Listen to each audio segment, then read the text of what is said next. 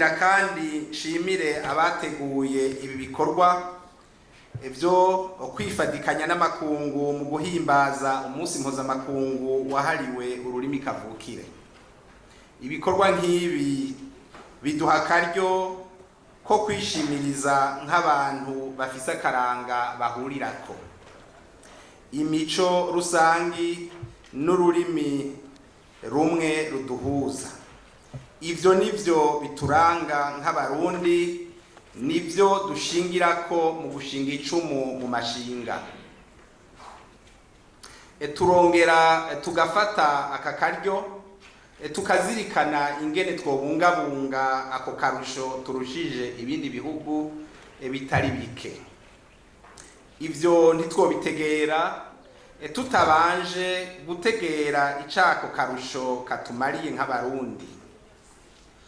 Iyo rero twibutse ko iyo Burundi buva bukagera abantu bashobora kuyaga bumvikanira mu rurimi rumwe, mu gihugu cose umuntu agatanga inyigisho zigashobora gukurikiranwa atawukeneye umusigurira, niho twumva ko dufise iteka ridasanzwe twatewe n'Imana mushobora byose, kandi twari dukwiye kuryishimira no kuribungabunga. Muri uno mwaka duhimbaza uno musi twishimikije iciyumviro kivuga kiti Ikirundi umushinge w'ubumenyi bushikana abarundi bose kwiterambere. Ico civugo kiratanga umuco ukwiye werekana ingene iryo teka duterwa n'ururimi rwacu rihambaye. Kukaba nkako ururimi n'umuhora w'inyigisho, zaba izerekeye ubumenyi canke indero, ingeso nziza, agateka kazina muntu, ubuntu, eka tutibagiye n'ivyerekeye ubuhinga uko bwoba buhanitse kose. Ubwo bumenyi bwose rero bunyura mu rurimi, bugakwiragira mu bantu, maze iterambere rigakurikira atawusigaye inyuma. Duteje imbere ururimi rero tuba turiko turiteza imbere. Umunsi nk'ubu uduha akaryo ko kwama tuvyibukana ntaryo, tukigira inama yo kwama dutera intambwe mu kwitaho no gukomeza ururimi rwacu n'imico yacu. Mu gihe ururimi rwose rwo kw'isi ari itunga ry'isi yose, kuko rumwe rwose rufise ico rwungura abantu, haba mu mayarwa aruvugirwamwo, anyuramwo inyigisho n'ubumenyi buhambaye, indimi kavukire zo kw'isi yose birakenewe ko zizigamwa kugira ngo zibe iragi rihanahanwa ku rwego rw'isi yose. Abarundi bati umugabo surucumu. Naho Uburundi ari igihugu gito, ntikibuze ico cokwerekana mu makungu, maze kikagira ico cunguye mu bumenyi bw'ibiri kw'isi yose. Ivyo vyoshoboka mu gihe twebwe kubitwerekeye twoba twabinonosoye tukabishikiriza mu buryo bwumvikana. Kimwe mu vyo dushira ku muzirikanyi nuko kuvuga Ikirundi atari ugusubira inyuma, kuko ururimi rwacu ruritunganije kandi rumeze neza nk'izindi ndimi zose ziri kw'isi. N'ururimi rwikwije rushobora gukoreshwa nk'uko n'izindi ndimi zikoreshwa, haba mu kuganira, haba mu kwigisha akahise na kazoza, eka haba mbere no mu mico y'abantu. Ikimenyamenya nuko basokuru na basokuruza batakenera kuvuga izindi ndimi, bavugana n'abandi bavuka gihugu. Ivyo vyerekana ko bategera neza ko ururimi rwabo rwari rushoboye kuvuga ivyo bari bakeneye vyose. Yamara rero ivyo ntivyababuza gusumira ku bandi iyo bikenewe, kuko nabo barasumisha abandi, barunga ubumwe n'abaha mu ntara bahana imbibe iyo bikenewe.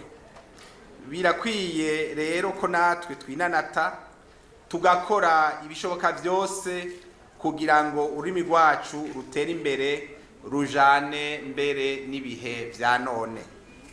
Banyakubahwa, batumire bahire, iyo ngendo ya basokuru na basokuruza niyo dukwiye gufatirako kugira ngo ntitubahemukire mu kuzimanganya canke gusubiza inyuma ikirundi n'imico bijanye baturaze.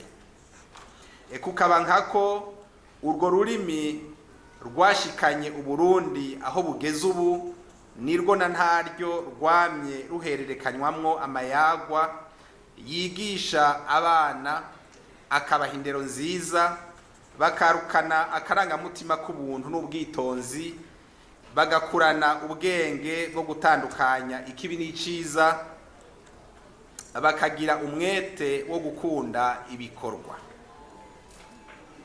Ayo mayarwa rero nk'uko yareze basokuru na basokuruza akabaramura, niyo azotuma n'urunganwe rw'ubu rushimikira ku mushinge w'abakurambere mu guhangana n'ibigoye igihugu muri kino gihe.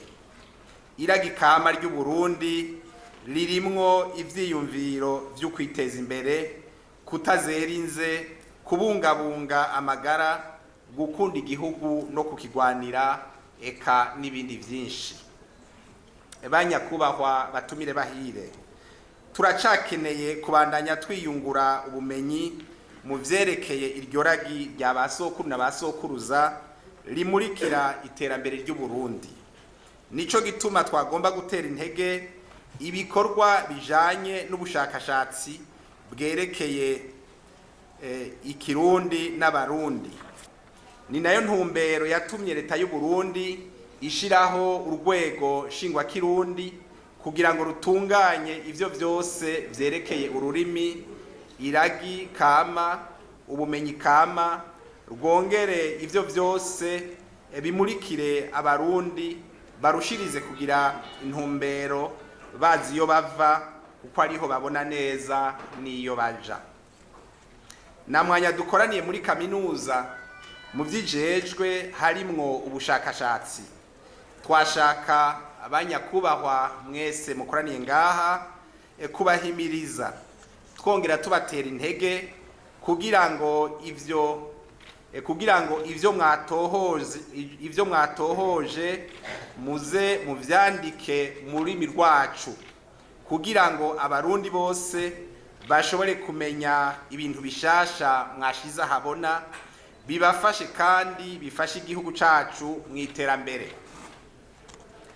Namye ndaba ibikorwa by'ubushakashatsi vyakozwe muri kaminuza y'u Burundi kuva mu mwaka w'2009 kugeza mu mwaka w'2019, vyose birarenga amajana 8. Murumva yuko ico ari gikorwa ciza cane co gukenguruka. Ariko rero uravye ivyanditswe mu rurimi rwacu ni bike cane.